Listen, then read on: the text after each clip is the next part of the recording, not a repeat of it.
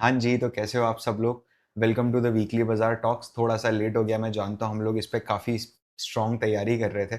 So guys, Trump ने tariff लगा दिया है। हम इस पर्टिकुलर सेशन में ऐसा समझेंगे कि एज अ फिनेंस स्टूडेंट आपको क्या 6 बातें पता होनी चाहिए। नंबर 1, आपको ये पता होना चाहिए कि ट्रम्प ने जो टैरिफ लगाया है उसका कैलकुलेशन कैसे होता है। नंबर 2, ट्रम्प ने जो टैरिफ लगाया है क्यों लगाया है।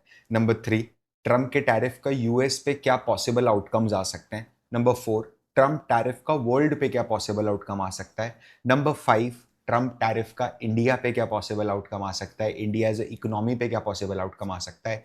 And last and number 6, Trump के टैरिफ के कारण इंडियन इंडस्ट्री में से कौन कौन से सेक्टर्स हैं which are in deep trouble. हम ये 6 मुद्दों के ऊपर डिटेल में ये डिस्कशन समझेंगे। मुझे नहीं लगता कि आपने अगर इस पर्टिकुलर सेशन को ढंग से देखा, प्रॉपर नोट्स बनाए, तो एज अ फिनेंस स्टूडेंट आपको कहीं भी किसी भी तरह से टैरिफ की किसी भी न्यूज़ को इंटरप्रेट करने में थोड़ी सी भी दिक्कत आएगी। मैं Parth Verma and welcome to the valuation school channel. आपने अगर अभी तक इसको सब्सक्राइब नहीं किया तो प्लीज़ सब्सक्राइब कर लो। आपको ऑलरेडी पता है कि कंटेंट फाड़ होने वाला है, तो इसलिए इसको एक बार लाइक भी ठोक दो प्लीज़। तो गाइस, 2 अप्रैल को ट्रम्प दादा आए। उन्होंने बोला कि इंडिया तो हमारा दोस्त है और वो हम पे 52% टैरिफ लगाता है, तो हम उस पे 26% टैरिफ लगाएंगे। ठीक है, और टैरिफ ऐसा नहीं है सिर्फ इंडिया पे लगाए। आप देखेंगे तो चाइना पे 54% टैरिफ लगा दिया है उसने। सबसे ज़्यादा टैरिफ चाइना पे लगा दिया है और सबसे कम टैरिफ यूके पे लगा है। यूके मतलब 10% की रेंज पे जो कंट्रीज है उन पर टैरिफ लगाए। ठीक है, अरे सबको पहले से पता था कि टैरिफ लगने वाला है। 1 महीने पहले से ही पता था ना कि टैरिफ तो लगाएगा ही ट्रम्प। तो फिर ये मार्केट ने इतना एग्रेशन के साथ क्यों रिएक्शन दे दिया? ऐसा क्या हो गया मार्केट में कि लास्ट 2 हफ्ते से मार्केट वन साइडेड फॉल दिए जा रहा है। स्टॉक 8-8 10-10% टूटे, इंडेक्सेस टूट गए भाई। क्रूड ऑयल 5%, 7%, 8% जैसा टूट गया। राइट, तो आपको समझना पड़ेगा, ये है टैरिफ का चार्ट। स्मूथ हाउले एक्ट आया था 1930s में, जब टैरिफ लगाए गए थे। उस समय वेटेड एवरेज टैरिफ जो हाईएस्ट था वो 20% का था, और इसके तुरंत बाद यूएस में ग्रेट डिप्रेशन आ गया और आप देख रहे हो वहां से पूरे फ्लैट हो गए। 1947 में जीएटीटी आया। ठीक है, एंड जीएटीटी में इन्होंने टैरिफ को जीरो करने की कोशिश करी, लो टैरिफ पे लेके गए। अनाउंसमेंट के पहले लोगों को लग रहा था कि 10-11% के आसपास का टैरिफ लगेगा, बट यहां पर टैरिफ उन्होंने 26% के आसपास ऑन एन एवरेज टैरिफ लगाया है। ये इंडिया को 26 नहीं, ओवरऑल 26% टैरिफ लगाया है। अब क्या है, अब इस कारण से आप देखोगे तो 1930s में जो यूएस ने टैरिफ लगाया था उससे भी ज्यादा परसेंटेज का टैरिफ लगा है। इसको थोड़ा डिटेल में समझते हैं। आपको मैं बताऊंगा तो आप हंस दोगे। ठीक है, कि ट्रम्प जी ने ये कैलकुलेशन करा कैसे, एग्जैक्ट कैलकुलेशन कैसे करा है टैरिफ का। तो ट्रम्प ने क्या करा है पता है? सबसे पहले तो जो तरीका है टैरिफ निकालने का, this is not very common. ठीक है, ट्रम्प ने क्या करा है? ट्रम्प ने ऐसा रेट निकाला है कि जो अगर मैं चाइना पे लगा दूं विच इज 52%, या जो मैं इंडिया पे लगा दूं विच इज 26%, तो मेरा और इंडिया का जो ट्रेड डेफिसिट होगा वो जीरो हो जाएगा। समझना, ये पढ़ो, इन्होंने पूरा कैलकुलेशन दिया है कि हमने कैसे करा है टैरिफ का कैलकुलेशन। उसमें थोड़ा सा देखना। This calculation assume that the persistent trade deficit, what do you mean by trade deficit? Trade deficit is export minus import. इन दोनों के बीच का जो नंबर होता है वो ट्रेड डेफिसिट है आपका। मतलब अगर आपका ये नंबर अगर नेगेटिव है तो you are into deficit. Right, कि आप ज्यादा इंपोर्ट करते हो, कम एक्सपोर्ट करते हो। तो ये बोलता है the calculation assume the persistent trade deficit are due to combination of tariff and non tariff factor that prevent balancing the trade. तो इनका ये बोलना है, समझना जरा 2 मिनट ध्यान से समझना। ये बोलता है कि इंडिया हम पे ऑन एन एवरेज 40% टैरिफ लगाता है। ठीक है,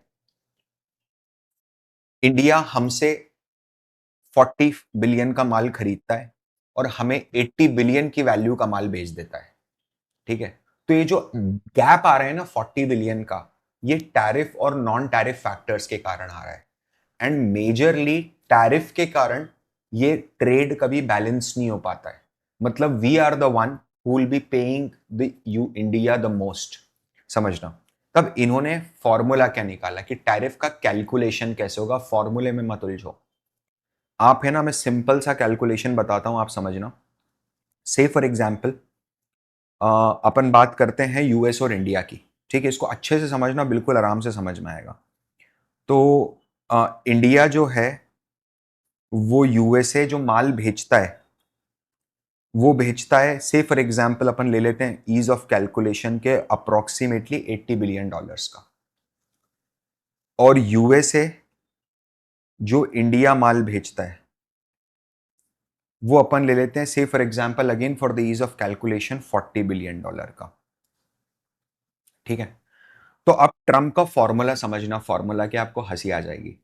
ट्रम्प बोलता है न्यूमरेटर में तो एक्सपोर्ट माइनस इंपोर्ट कर दो, तो हम कितना एक्सपोर्ट कर रहे हैं इंडिया को, ये यूएस के पॉइंट ऑफ व्यू से होगा, तो यूएस कितना एक्सपोर्ट कर रहे हैं इंडिया को 40, तो बोले ठीक है 40, ठीक है। इंडिया से इंपोर्ट कितना कर रहा है उसको माइनस कर दो 80, तो ऊपर का जो नेट फिगर आ रहा है वो आ रहा है -40, ये बात याद रखना, ठीक है। तभी डेफिसिट क्रिएट हो रहा है।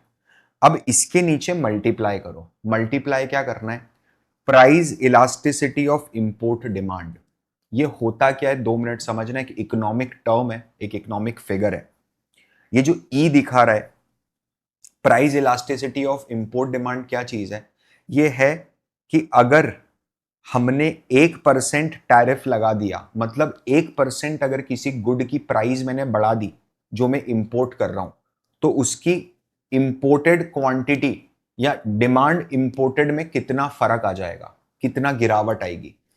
फॉर एग्जाम्पल अगर यूएस इंडिया से बेडशीट इंपोर्ट करता है, जो कि करता भी है, अगर वो बेडशीट में 1% का टैरिफ लगाता है तो बेडशीट की डिमांड कितने परसेंट से फॉल होगी, ये बताती है price elasticity of import demand. अब इन्होंने क्या करा, ये जो थी ना, ये 4 इन्होंने ली, this was set to 4 backed by conservative studies. इन्होंने ये बोला कि भाई हम इसको 4 ले लेते हैं। अब अगर आप देखोगे ना तो हिस्टोरिकली ये 2 ले जाती है, हिस्टोरिकली अगर आप देखोगे तो ये 2 होता है। व्हाट डू मीन बाय 2, 2 का मतलब ये है कि अगर आप 1% किसी भी इंपोर्टेड आइटम की प्राइस बढ़ा दोगे तो उसकी डिमांड 2% कम हो जाएगी। इन्होंने क्या करा, इन्होंने 4 रिसर्च पेपर इकट्ठे करे, जिसमें 4-5 रिसर्च पेपर इकट्ठे करे जिसमें ये प्राइस इलास्टिसिटी 4 की दी हुई है। तो इसने बोल दिया हम तो 4 मान रहे हैं इसको, ठीक है। तो नीचे आ गया 4, दिस इज 4, राइट। अब देखते हैं elasticity of import prices with respect to tariff, ठीक है। तो ये बोलता है percentage change in tariff, percentage change in import prices, कि अगर मैं टैरिफ में 1% चेंज करता हूं तो इंपोर्ट जो प्राइस पड़ेगा वो 0.25% से चेंज हो जाएगा, ठीक है। तो यहां पर इसने ले लिया 0.25।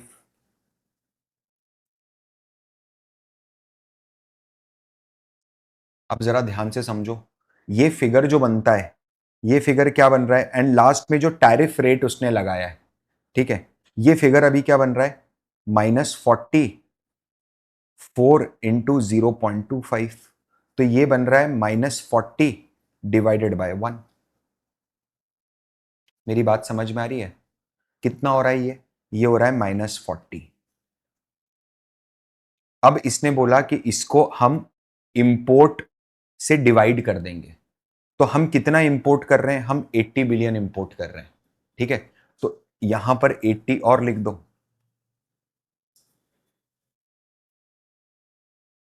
तो अब ये कितना आ गया, ये आ गया 50%। तो यहां से भाई साहब ये बोलते हैं कि इंडिया ने 50% का टैरिफ हम पे लगाया है, तो मैं आपको दे देता हूं ट्रंप का डिस्काउंट 2% डिवाइडेड बाई 50% का। तो मैंने ट्रंप का डिस्काउंट दिया, तो मेरी जो रेट पड़ रही है इंडिया पे वो एवरेज, ऑन एन एवरेज 25% का ट्रंप ने इंडिया पे ड्यूटी लगा दिया है। अगर आपको ये कैलकुलेशन नहीं समझ में आया है, trust me it is very important for a student of finance to understand this calculation. आप इंटरव्यू में जाओगे, अगर आप ये सब बातें कर पाते हो, it will give you an extraordinary edge. अगर आप इन्वेस्टर हो तो रियली आपको ये बॉदर नहीं करना चाहिए कि ये फॉर्मूला कैसे कैलकुलेट हुआ है। हमारे लिए मुद्दे की बात यह है कि अब यूएस माल भेजेंगे तो सामान महंगा बिकेगा, ठीक है। यूएस से कोई सामान मंगवाएंगे तो वो भी सामान महंगा आएगा, क्योंकि इंडिया भी टैरिफ लगा ही रहा है, वो तो होता ही है, ठीक है।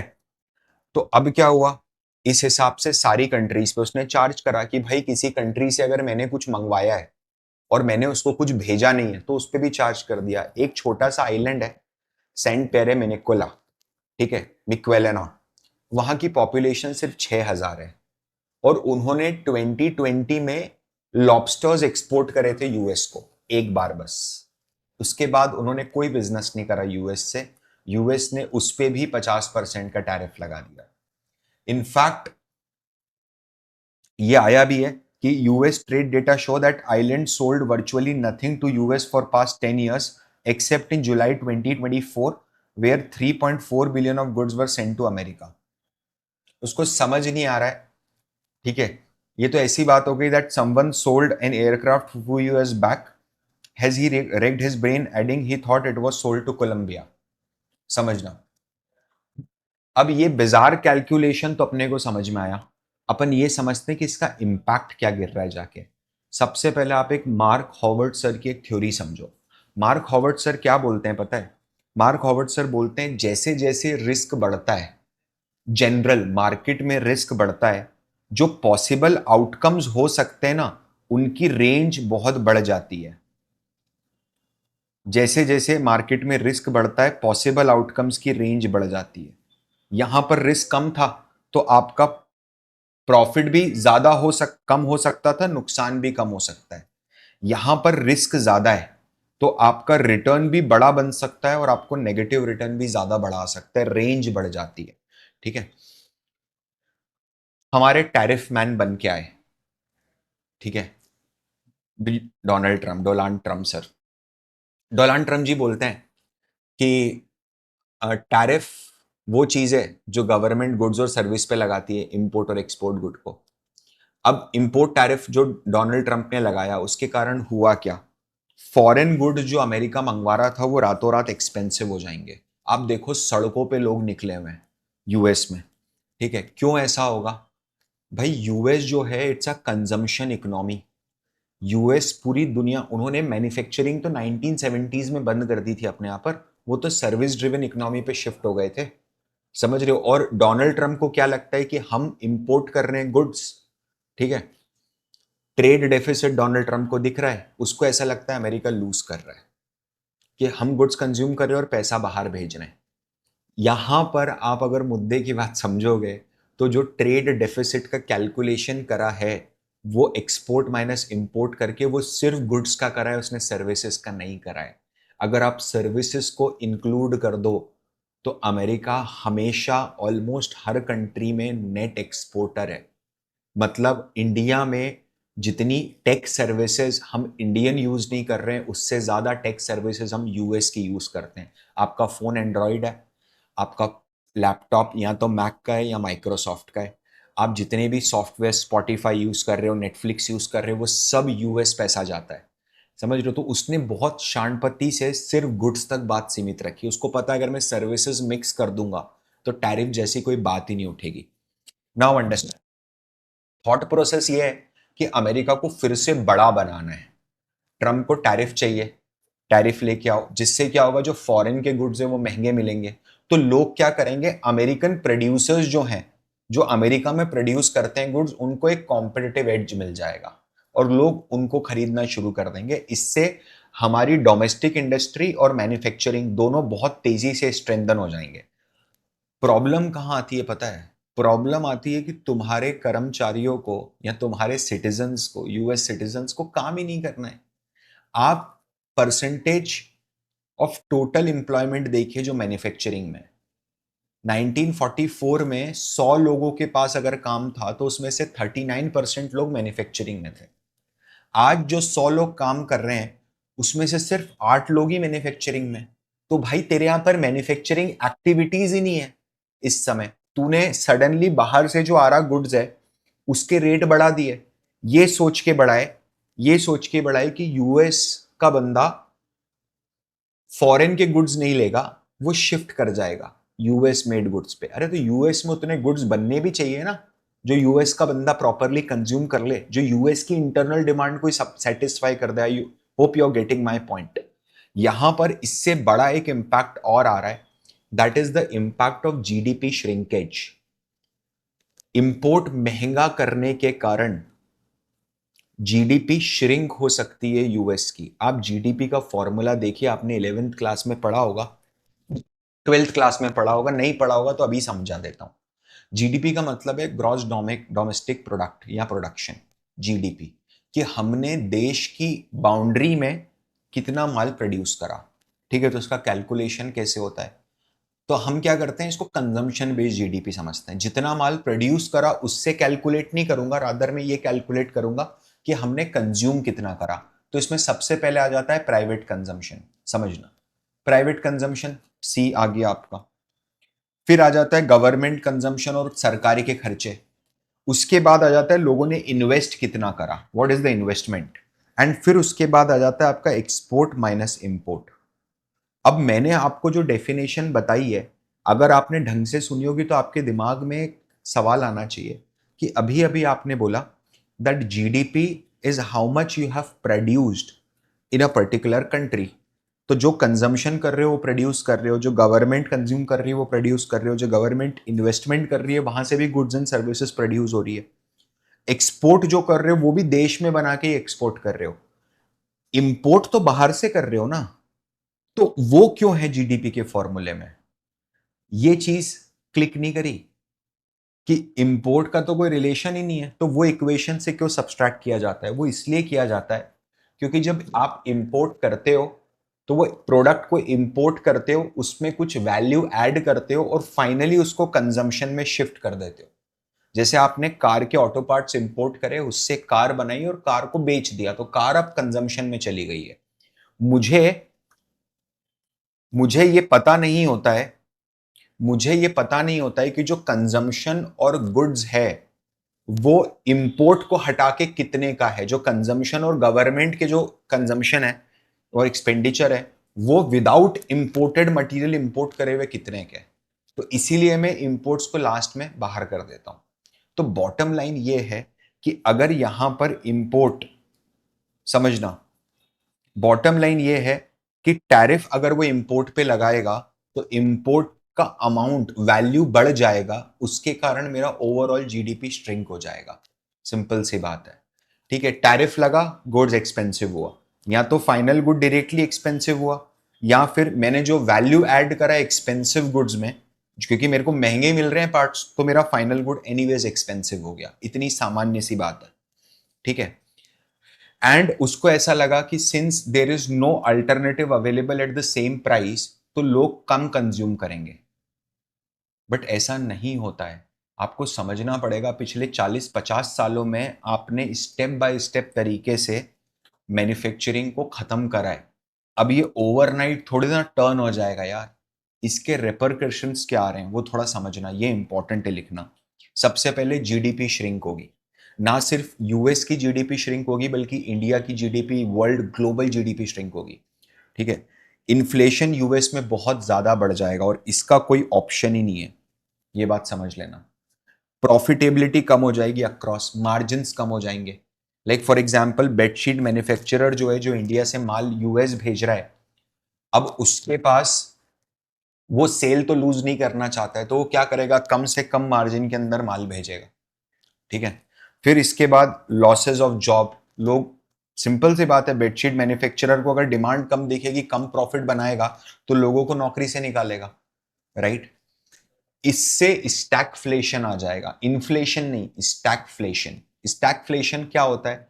जहां पर रेट बहुत ज्यादा है, टिश्यू पेपर बहुत महंगा हो चुका है यूएस में, से फॉर एग्जांपल, इकोनॉमिक ग्रोथ कुछ है नहीं, अनएम्प्लॉयमेंट बहुत ज्यादा है, तो इसके कारण क्या होता है, जो मैन्युफैक्चरर्स होते हैं वो जॉब को कट करते हैं।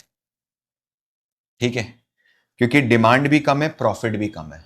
और फिर से वही होता है कि हाई इन्फ्लेशन है, अब अनएम्प्लॉयमेंट भी इसके कारण और बढ़ गया, तो ये एक स्पाइरल बन जाता है, it's a stagflation spiral, right. Commodities पे क्या इंपैक्ट है? सिंस अब थोड़ा सा रिसेशन का फियर आ गया है, ग्लोबल डिमांड थोड़ी स्लो डाउन हो गई है, समझना। ग्लोबल डिमांड जैसे ही स्लो डाउन होगी तो रॉ मटेरियल की डिमांड स्लो डाउन हो जाएगी, लोग कमोडिटी को धड़ाधड़ डंप कर रहे हैं। आप देख रहे हो 7-8% माल फूटा है भाई, मजाक है क्या? गैस को 8% फोड़ दिया आपने, ठीक है, प्रोपेन गैस को 9% गिरा दिया, गोल्ड 2.75% गिरा है, सिल्वर 7% गिरी है, कॉपर 10% गिरा है। क्या हो रहा है ये? समझ, अरे आयरन जैसी चीज गिर गई यार, प्लैटिनम गिर गया 3.6%। समझना, it is all because there is no demand, because इन लोगों को लग रहा है कि रिसेशन आ जाएगा। ठीक है, अब समझना जरा ध्यान से, यहां पर ट्रंप बेवकूफ थोड़ा ना है। दो थ्योरी चल रही है मार्केट में, बहुत हेवी रिसर्च करने के बाद आप तक आया हूं मैं लेके। एक थ्योरी यह है कि ट्रंप कोई बेवकूफ थोड़ा ना है जो अमेरिका को रिसेशन में धकेल देगा जानबूझ के, और दूसरे लोग ये बोल रहे हैं कि नहीं, ये सब प्लान करा हुआ है। एक एक करके समझते हैं। देखो, पहले इसका बैकग्राउंड समझना। यूएस ने क्या करा था, ये यूएस के डेट का चार्ट है। यूएस ने कोविड के टाइम पर अथाह डेट उठा लिया मार्केट से। कोविड के टाइम पर अगर आपको याद हो तो जो इंटरेस्ट रेट थे वो अप्रोक्सीमेटली 0% चले गए थे। ठीक है, तो बड़ा डेट उठा लिया, इंटरेस्ट के खर्चे भी कम थे। इस डेट में से 9.2 ट्रिलियन का जो डेट है वो इसी साल में मेच्योर हो रहा है। मेच्योरिटी वॉल खड़ी हुई है, मेच्योरिटी वॉल खड़ी हुई है यहां पर। और उस 9.2 ट्रिलियन के डेट में से 6.5 ट्रिलियन तो अभी जुलाई में ही मेरे को रीफाइनेंस करना है। What do mean by refinance?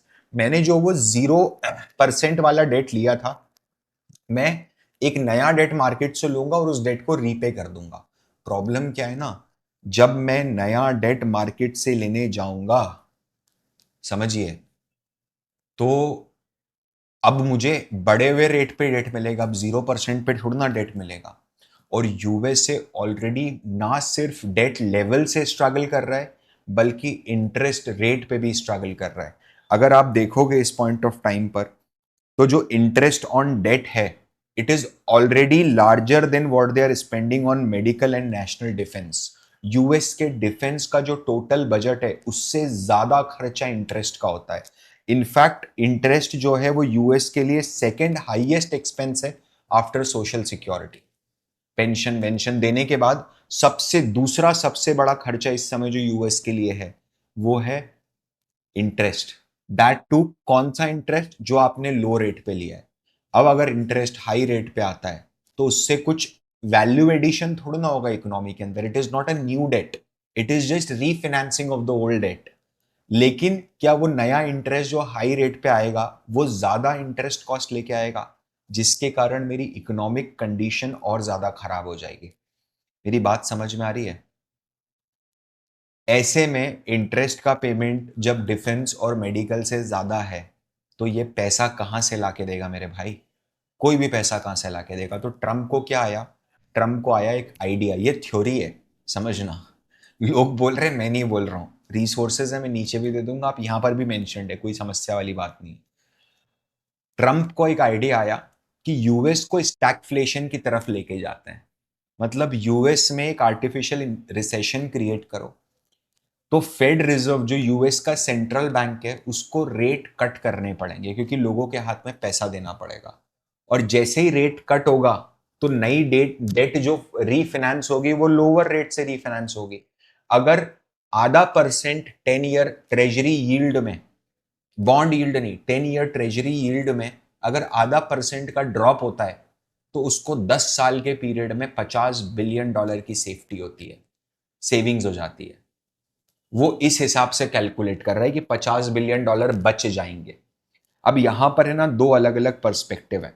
एक समीर अरोड़ा सर है, वेरी नोटेबल इन्वेस्टर, ठीक है, फंड मैनेजर है। वो क्या बोलते हैं, the idea that Trump is engineering chaos to reduce interest rate makes no sense. वो बोलते हैं कि ये जो आइडिया है जो मैंने अभी आपको बताया, बोले इसका ये कोई बिना सर पैर की बात है। This is because it is not enough to reduce the interest rate for brief period.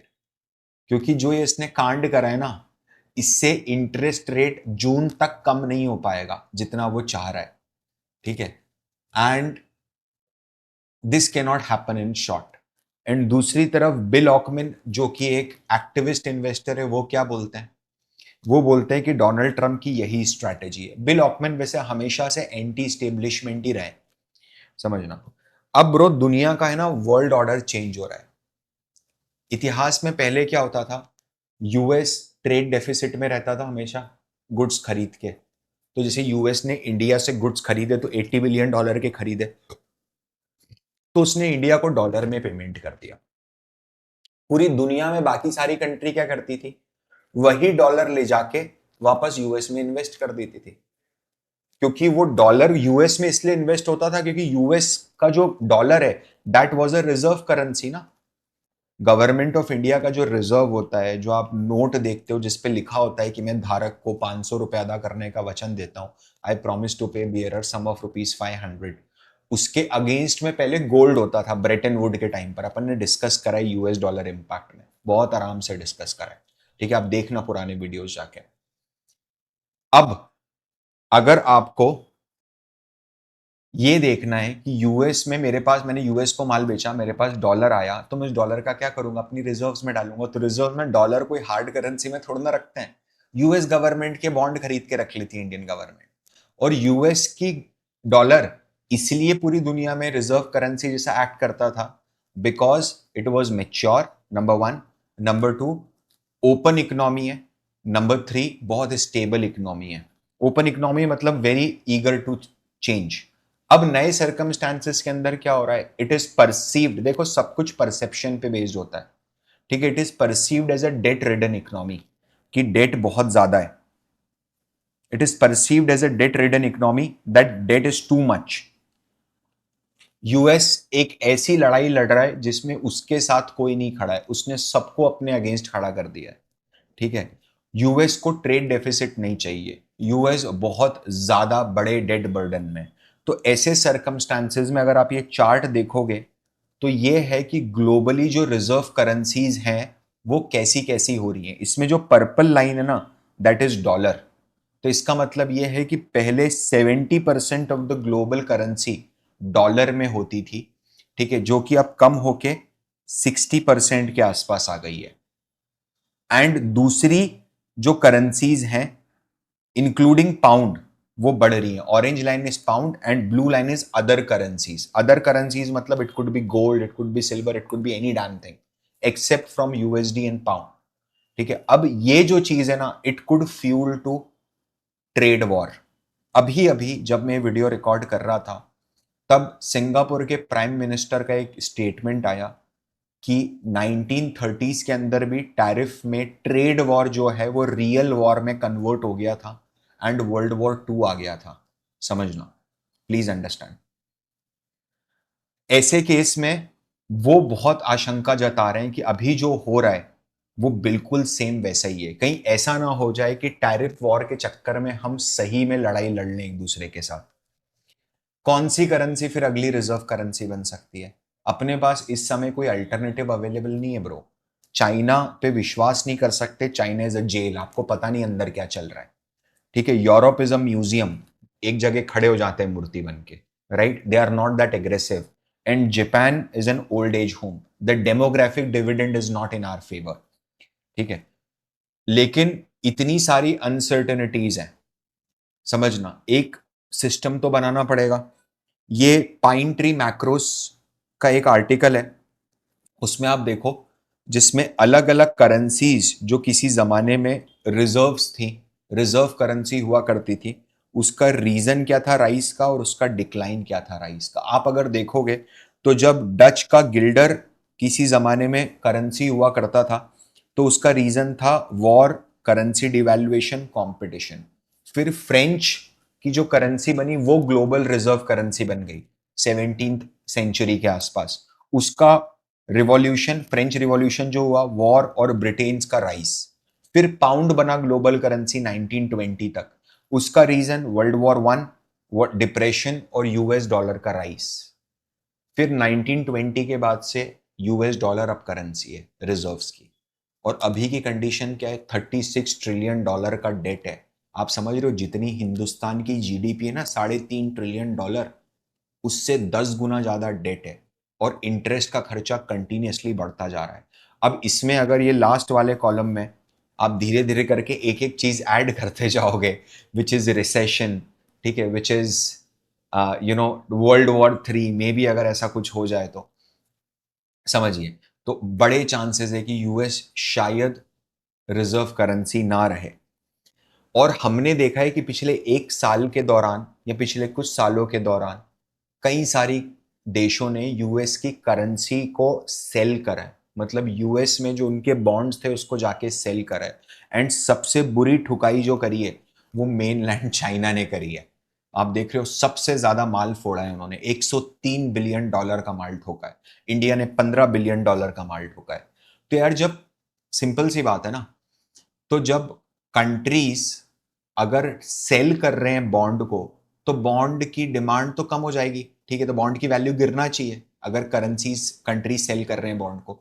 अगर बॉन्ड की वैल्यू गिरेगी तो उसकी यील्ड बढ़ जाएगी। लेकिन यहां तो उल्टा हो रहा है, यहां तो कंट्रीज बेच रही हैं, समझना, और यील्ड भी कम हो रही है। Please understand. आप देखोगे जापान और चाइना में तो पिछले 10 साल से विजिबल है कि वो धीरे धीरे करके डॉलर पे अपनी डिपेंडेंसी खत्म कर रहे हैं। और रिसेंटली रशिया ने भी अपना पूरा डॉलर डंप कर दिया है। कई सारे देशों ने पिछले एक साल के अंदर अपनी करेंसी से डॉलर को कम करा है, रिजर्व करेंसी से। को समझना पड़ेगा इस समय यील्ड इसलिए गिर रही है क्योंकि लोग फिर भी डॉलर को रिलेटिवली शॉर्ट रन में सेफ समझते हैं। इसी कारण से इंटरेस्ट रेट गिर रहा है, तो डॉलर मतलब बॉन्ड के प्राइस बढ़ रहे हैं। बॉन्ड के प्राइस इसीलिए बढ़ रहे हैं क्योंकि शॉर्ट टर्म बॉन्ड में डिमांड आ रही है।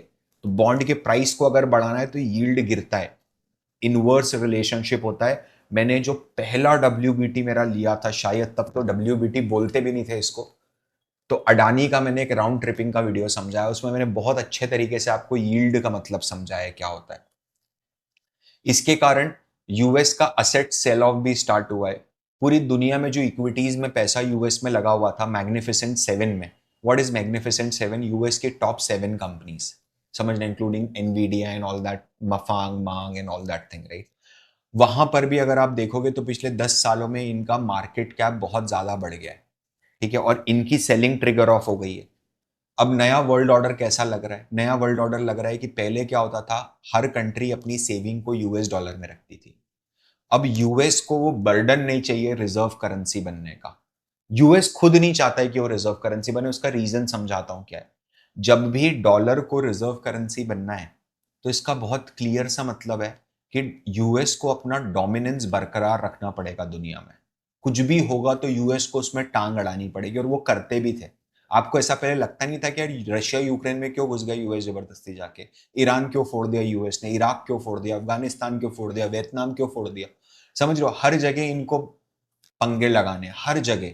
इंडिया पाकिस्तान में भी यूएस ने बहुत नोज अड़ाई है हमेशा। कारण क्या है? मुझे डोमिनेंस दिखाना है अपना। तो अब यूएस वो नहीं चाहता है, बहुत खर्चा हो गया बोले इन सब चीजों को करने में, फालतू की पॉलिशिंग करने में। उसको मल्टीलैटरल वर्ल्ड ऑर्डर नहीं चाहिए। What do mean by multilateral world order? मतलब कि दुनिया के हर देश के साथ में अपने संबंध अच्छे बना के रखूं। जैसे इंडिया की जो जियो पॉलिटिकल पॉलिसी है वो ऐसी है कि we believe in multilateral world order, कि भाई सभी लोग की रिक्वायरमेंट है तभी दुनिया चलती है, तो सबसे दोस्ती बना के रखो। यूएस अब ऐसा नहीं, यूएस चाहता है कि भाई बायलैटरल डील्स करेंगे। इंडिया के साथ मेरे संबंध अलग होंगे, चाइना के साथ मेरे संबंध अलग होंगे, वैसी चीज है। इसके बाद, सिंस आपको पता है फ्यूचर क्या हो सकता है, हम उस पर प्रिडिक्शन करने की कोशिश कर रहे हैं। ऐसा देश, ऐसी दुनिया जहां पर कोई भी अपना सगा नहीं है, तो कंट्रीज को इंश्योरेंस चाहिए, वो अपना डिफेंस स्पेंड इंक्रीज करेंगे, 100% करेंगे, दैट टू डोमेस्टिक डिफेंस। समझना, there is again it is a long term possibility, ये चीजें ओवरनाइट नहीं होंगी, ठीक है। तो ट्रम्प का गैम्बल जो है उसको समझने की कोशिश करो 2 मिनट के लिए। अगर ये चीज सक्सेसफुल हो जाती है, तनवीर रत्ना जी अच्छी, इनका बहुत अच्छा ट्विटर हैंडल है, आप प्लीज इनको फॉलो कीजिए अगर आप कर सकते हैं तो, ठीक है। इफ अगर डोनाल्ड ट्रंप के पत्ते काम कर जाते हैं तो क्या क्या होगा वो समझना। डेट कंट्रोल में आ जाएगी, फिर से मैन्युफैक्चरिंग का जन्म होगा, ग्लोबल डेट जो है, जो उसका ग्लोबल लेवरेज है वो रीस्टोर्ड हो जाएगा, फिर से वो वट पे आ जाएगा। और एक ट्रम्पिज्म जैसा इकोनॉमिक्स होता है, वैसा एक ट्रम्पिज्म करके एक नई चीज पूरी दुनिया मान लेगी कि वाह बाबा ट्रम्प, वाह बाबा ट्रम्प 2026 तक। लेकिन अगर ये फेल हो जाता है तो इन्फ्लेशन आएगा, पूरी दुनिया से रिटेलिएशन आएगा, आप शॉर्ट टर्म और मिड टर्म में हार जाओगे, एंड स्ट्रैटेजिक ड्रिफ्ट आ सकता है, पूरी की पूरी ग्लोबल स्ट्रैटेजी चेंज हो सकती है। 18 महीने में ये जो गैम्बल ट्रम्प ने खेली है इसका पे ऑफ आ जाएगा, समझना। अब हम समझते हैं कि इसका इंडिया पे क्या इम्पैक्ट है। देखो, इंडिया पे अगर आप ऐसे देखते हो ना, तो दिखने में डोनाल्ड ट्रंप ने सबसे कम टैरिफ लगाया है, and it is a fact कि साउथ ईस्ट एशियन कंट्रीज में सबसे कम टैरिफ इंडिया पे लगा है, 26%। तो इसका क्या ये मतलब है कि डिमांड अब पूरी की पूरी इंडिया पे शिफ्ट हो जाएगी? आई फील ये बोलना बहुत जल्दी है अभी। कारण क्या है, अभी अपने को देखना पड़ेगा कि बहुत सारी पॉसिबिलिटीज है ना। नंबर वन, सबसे बड़ी पॉसिबिलिटी तो यही है कि डोनाल्ड ट्रंप का जो टैरिफ है, वो टैरिफ अगर वो वापस ले लेता है तो काम ही खत्म हो जाएगा, जो हो भी सकता है। अगेन, मतलब यार, as a student of finance मेरा तो अपना काम तो ओपिनियन रखना ही है ना, अपनी और कैसे रखोगे? तो एक तो वो हो गया। दूसरा, हो सकता है कंट्रीज अभी रिटेलिएट कर दें। अभी तो सिर्फ चाइना ने रिटेलिएट करा है आज, ठीक है, कि चाइना ने बोला कि अगर आप वो नहीं मानोगे तो हम 50%, उसने बोला हम भी 50% लगा देंगे। ठीक है, क्या जो प्रोड्यूसर है, जो इंडियन बेडशीट मैन्युफैक्चरर है, वो संभाल पाएगा टैरिफ को? वो एब्जॉर्ब कर पाएगा टैरिफ को, या कट करके बाहर हो जाएगा? समझना। एंड करेंसी का क्या होगा? क्या दूसरी करेंसीज, दूसरी कंट्रीज आर्टिफिशियली अपनी करेंसी डिप्रिशिएट कर देंगे जैसे चाइना ने पहले करा है? आर्टिफिशियली डिप्रिशिएट कर देंगे तो वही होगा कि मान लो अभी 80 रुपीज पर डॉलर है, हम इसको जबरदस्ती डिप्रिशिएट करके 90 रुपीज पर डॉलर कर देते हैं, अगले दिन से नोटिफिकेशन आ गया 90 रुपीज पर डॉलर। तो ये सब देखते हुए ना, इंडिया को, मेरे को नहीं लगता, मेरे हिसाब से कोई बहुत बड़ा कॉम्पिटिटिव एज है। क्योंकि अगर यूएस में स्लो डाउन आ गया तो डिमांड इफेक्ट होगी। आप ये समझना, इंडिया के पास जो लेस टैरिफ का कॉम्पिटिटिव एडवांटेज है, वो इंडिया को अपसाइड ग्रोथ ना देते हुए इंडिया की सिर्फ डाउनसाइड प्रोटेक्ट करेगा। मतलब ये है कि यूएस से एडिशनल डिमांड नहीं आएगी, लेकिन अब यूएस वालों को खरीदना ही है मजबूरी में, तो चलो इंडिया से सबसे सस्ता आ रहा है तो अपन खरीद लेते हैं, वैसी बात है। तो सिर्फ डाउनसाइड प्रोटेक्शन रहेगा, ठीक है। एंड एनीवेज अगर आप देखोगे तो इंडिया का जो एक्सपोर्ट है यूएस को, that is just $46 billion, which is 1.2% of our GDP. और हम पूरी दुनिया को जितना माल बेचते हैं उसका सिर्फ 18% शेयर ही हम यूएस को बेचते हैं। तो ऐसा नहीं है कि कोई इंडिया में एकदम डाउन टर्न आ गया या बैंड बज गई इंडिया की। इंडिया क्या एक्सपोर्ट करता है, क्या इंपोर्ट करता है, आप देखोगे तो सबसे हाईएस्ट एक्सपोर्ट जो इंडिया की तरफ से होता है वो होता है इलेक्ट्रॉनिक्स, इलेक्ट्रॉनिक्स, एंटीक और टेक्सटाइल, क्लोथिंग एंड फुटवेयर में। यहां पर सबसे हाईएस्ट इंपोर्ट एक्सपोर्ट इंडिया करता है। इंडिया क्या इंपोर्ट करता है सबसे highest? Mineral and ores and machinery, right. ये मैं आपको स्लाइड भी पूरी दे दूंगा, कोई प्रॉब्लम नहीं, अपने पास रखिए, नोट्स बनाइए। कौन से सेक्टर्स हैं जो इससे सबसे ज्यादा इफेक्ट होंगे? सबसे पहली बारात तो आईटी सेक्टर की निकलेगी। कारण क्या है? बड़ी इन्वॉइसिंग करते हैं यूएस में, उनकी इन्वॉइसिंग पे भी, मार्जिन पे बहुत ज्यादा इंपैक्ट आएगा। दूसरा, एआई ने ऑलरेडी बैंड बजा रखी है, समझ रहे हो? डॉलर के रेट अगर कम हो जाते हैं, डॉलर का डोमिनेंस कम हो जाता है, तो इनके तो बिलेबल्स ही कम हो जाएंगे, सॉफ्टवेयर की डिमांड कम हो जाएगी। डायमंड एंड ज्वेलरी, इंडिया सबसे बड़ा मार्केट इंडिया के लिए डायमंड का, first is US and second is Israel. Pre war, जो इसराइल पैलेस्तीन का वॉर चल रहा है उससे पहले, सॉरी, इसराइल गाजा का जो वॉर चल रहा है इसके पहले Israel was the second largest buyer. इतना शौक है वहां के लोगों को डायमंड लेने का, ठीक है। तो यहां पर भी डायमंड में नियर टर्म एक स्लो डाउन देखने को मिलेगा। टेक्सटाइल और अपैरल, आप मान नहीं सकते, यूएस में उन लोगों को इंडियन बेडशीट्स इतनी ज़्यादा पसंद है, इंडिया का जो इजिप्शियन कॉटन है वो इतना ज़्यादा पसंद है जिसकी कोई हद नहीं। हर यूएस हाउस होल्ड में जो बेडशीट है वो इंडिया से मैन्युफैक्चर होके जाती है।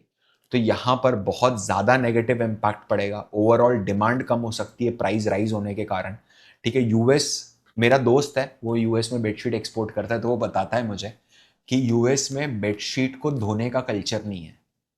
मतलब ये है कि वो वाइट कलर की बेडशीट लाते हैं, उसको बिछाते हैं, एंड 2-3 महीने 4 महीने में उसको फेंक देते हैं, 2 महीने में फेंक देते हैं और फिर से नई बेडशीट लाते हैं। उनके लिए bedsheet is a disposable item. हमारे यहाँ क्या होता है, हमारे यहाँ पर मम्मी वो मोटी कोल्हापुरी चद्दर तब तक घिसती रहती है जब तक उसके चीथड़े चीथड़े ना उड़ जाए।